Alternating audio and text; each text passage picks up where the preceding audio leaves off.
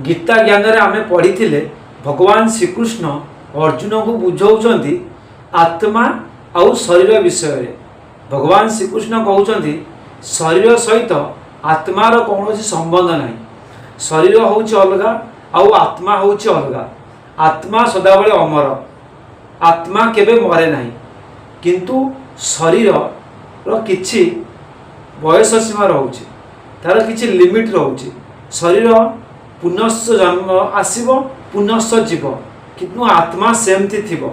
आमे गोटे आमर ये आत्मा आज गोटे शरीर छाड़ी आउ गोटे शरीर को पुणी जीव, पुणी से शरीर छाड़ी आउ गोटे शरीर को जीव। तेणुक भगवान श्रीकृष्ण कहते जितेबाला जनकर मृत्यु हो जाऊँगी तो आम शोक करने कथा नुहे।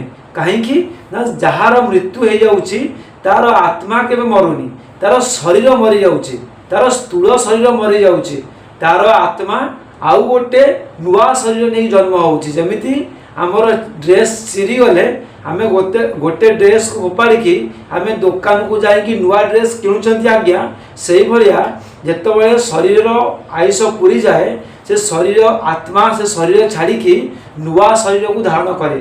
अर्जुन भगवान श्रीकृष्ण अर्जुन को से कथा बुझाउछंती कि आत्मा सहित शरीर किसी संबंध नहीं। नमस्कार, जय जगन्नाथ, शुभ सकाल समस्त को। आज मु गीता ज्ञान रे आपण मानकु सुनेबी द्वितीय अध्याय 14 नंबर श्लोक। समुदाय श्लोक आसी मोर पहुँचलानी 61 नंबर रे। तो एबे आमे पढ़िबा 14 नंबर श्लोक, देखिबा कौन अच्छी। ता पूर्व मुठिए गुरुदेव को प्रार्थना करके आरंभ करदेवी। गुरुर् ब्रह्मा गुरुर्विष्णु गुरुर्देव महेश्वर गुरुर् साक्षात् परम ब्रह्म तस्मै श्री गुरवे नमः। ओम गुरुदेवाय नमः। देखंतु वर्तमान आम आरंभ करिबा 14 नंबर श्लोक गीता ज्ञान द्वितीय अध्याय। मात्रास्पशास्तु कन्तय शीतोष्ण सुख दुःखदः आगमः पायिनो नित्यास्तं स्थितिक्षस्व भारत। देखंतु आर मान्य होछि कोन ए जो श्लोकटी कुआगला फास्ट शब्द व्याख्या मु करूछि आपन सामने रे। देखंतु कन्तय होछि कोन ना हे कुंती पुत्र, शीतोष्ण सुख दुखदा होछि शीत उष्ण एवं सुख दुख को देउथिबा। मात्रा स्पर्शा होछि इंद्रिय एवं विषयमान संयोगमान। आगमा पायिन होछि उत्पत्ति विनाशशील। अनित्य होछि अनित्य। भारत होछि हे भारत, तान होछि सेगुडी को तितिक्षस सही जाओ। कौन कहउछंती? कारण हे कुंती पुत्र, शीत उष्ण और सुख दुख देउथिबा इंद्रिय विषयमानकर संयोग उत्पत्ति विनाशशील वो अनित्य। तेणु हे भारत तुम्हें सेगुड़ी को सही जाओ। भगवान श्रीकृष्ण कहते अर्जुन को जो गुड़ाक आमको सुख दुख दौची आउ शीत उष्ण दौची, माने आमर जो इंद्रिय कष्ट पाउची से इंद्रिय द्वारा तुम्हें जो शीत आउ उष्ण सुख दुख सबको सही जाओ। किए कहते? भगवान श्रीकृष्ण कहते अर्जुन को कि जहाँ भी दुख आसूची तुम्हें सही जाओ, जहाँ भी सुख आसूची सही जाओ। आउ जहाँ भी जमती खरा दिने आमको गरम लगुच, शीत दिने आमको शीत लगुच कि नहीं, तो आमर से जो शीत आउ गरमटा किए अनुभव करुच्ची? आमर चर्म। चर्म होउची आमर गोटे इंद्रिय। तो से कथा कहते हे अर्जुन तुमर इंद्रिय द्वारा आसुथिबा शीत उष्ण सुख दुख तुम्हें सब सही जाओ। तो यही शब्दर बा यही श्लोकर कौन व्याख्या करा जायछि? एठारे मात्रा स्पर्शा पदटी केउ मानक वाचक। देखंतु जहा द्वारा कौनसी वस्तु को माप करा जाए अर्थात ताहार स्वरूपर ज्ञान प्राप्त करा जाए ताहाकू मात्रा कहती। मात्रा कहा कहती बुझिले तो? एणु मात्रा एठारे अंतकरण सहित समस्त इंद्रिय को सूचाए। संबंध बा संयोग को स्पर्श कहती। अंतकरण समेत इंद्रिय मानकर शब्द स्पर्श रूप रस गंध आदि विषय मान सहित जो संबंध रही ताहाकु एठारे मात्रा स्पर्श बोली कहते। देखंतु फास्ट आमे बुझिबा हमर इंद्रिय को माने हमर इंद्रिय होउछि आखि, नाक, कान, जिह्वा, चर्म ए सब इंद्रिय। तो नाक द्वारा आमे कौन करछंती सुंगुचंती, जीव द्वारा आमे चाखुचंती, कान द्वारा शुणुचंती, चर्म द्वारा आमे गोटे जिनस को अनुभव करछंती। सेही जिनस को आला कौन स्पर्श, शब्द, रूप, आखि द्वारा आमे रूप देखुचंती। शब्द, स्पर्श, रूप, रस, गंध आदि होची मात्रा स्पर्शा माने इंद्रिय माननकु कौन इंद्रिय माननकु आकर्षित करिवार ये सब गोटे गोटे माध्यम। तबरे प्रश्न होची कौन से सब को शीत उष्ण सुख दुखद कहबार कारण कौन ना शीत उष्ण सुख दुख शब्द एठारे समस्त द्वंद्वर उपलक्षण।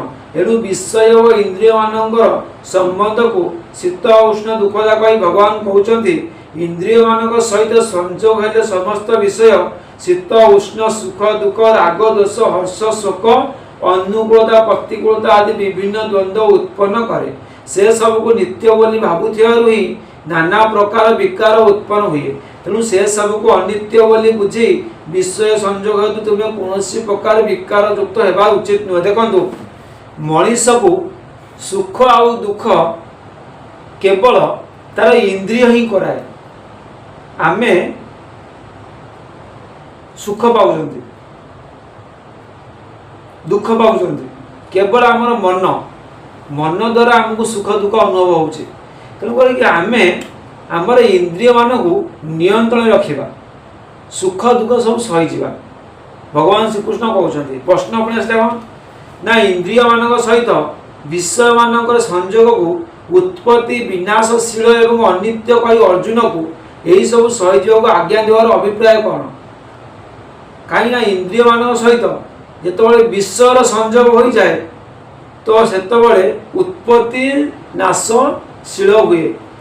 विषय आउ इंद्रिय जमीती कि कथा कहूँ आम खराब दृश्य देखुंट तो खराब दृश्यटा हूँ विषय आम आखि देखुची आम आखि हूँ इंद्रिय। जिते विषय आउ इंद्रिय संयोग हो जाए तो आम खराब बाट को चली जाती। मदटा हूँ कौन खराब जिनस जीभटा हूँ आमर इंद्रिय। जिते जीभटा मद को चाखिला मद हूँ विषय जीव हूँ इंद्रिय। जिते इंद्रिय आउ विषय संयोग हो गला जो मदटा जीव चाखिला तो आम मद पीकी कौन है मदुआ हो गले आम जीवन नष्ट करदे। से कथा कहते जो इंद्रिय आ विषय संयोग हो जाए जो विनाशशील हो जाए। कौन देख कही एटी प्रश्न हूँ इंद्रिय मान सहित विषय मान संयोग उत्पत्ति विनाशशील अनित्य कही अर्जुन को से सब सहयोग आज्ञा देवार अभिप्राय कौन ना एपरी आज्ञा दे भगवान बुझाई देइछन्ति विषय सहित इंद्रिय मान संयोग ही सुख दुख प्रदान करे किंतु उक्त संयोग क्षणभंगुर अनित्य से लेश मात्र वास्तविक सुख नहीं। अतएव तुम्हें यह सही जाओ अर्थात ये सब को अनित्य बोली बुझी ये सबुर जीवा आसबारे राग द्वेष व हर्ष शोक कर नहीं। बंधु बांधव संयोग भितर आसी थाए कारण अंतकरण एवं इंद्रिय मान द्वारा ही अन्य विषय मानकर परी सेमानक सहित संयोग वियोग घटी थाए। तेणु एठारे भगवान कहते से सबुर संयोग वियोग परिणाम स्वरूप जो सुख दुख मिले ता सही जाओ। देखु गोटे कथा हूँ जो इंद्रिय मान सहित विषय मिसी जाए मनीष को सुख मिले आ दुख भी मिले किंतु से सुख दुख क्षणस्थायी माने किछि क्षण पाई रहे आम भितर। गोटे उदाहरण मुझे दूसरी गोटे लोकटे नारी संग करुछि ताकू कौन सुख मिलूँ तार चर्म हूँ इंद्रिय नारी सुख हूँ विषय। चर्म इंद्रिय और विषय संयोग हो गला तो क्षणक पे सुख मिलला किंतु सारा जीवन से दुखरे भागीगला। जितेबले गोटे मनीष गोटे सुंदर जिन खायापी चेष्टा करा खाया चेष्टा करुच्चे तार जीव हूँ इंद्रिय मिठा हूँ विषय जो से समय खाईदे क्षणक सुख अनुभव होची से भाया इंद्रिय आ विषय संजोग मनुष्य को सुख दुख प्राप्त हुए आउ से सुख दुख को तुम्हें सही जाओ बोलिकी भगवान श्रीकृष्ण अर्जुन को कहते। आज बहुत बढ़िया विषय थिला। आज आम पढ़ले 14 नंबर श्लोक गीता ज्ञान आम काली की पढ़ा 15 नंबर श्लोक। आज मत समय हिसाब देलानी मुझे विदाय नौ पुणी देखा काली सकाଳେ 15 नंबर श्लोक सहित। हर हर महादेव, जय श्री कृष्ण।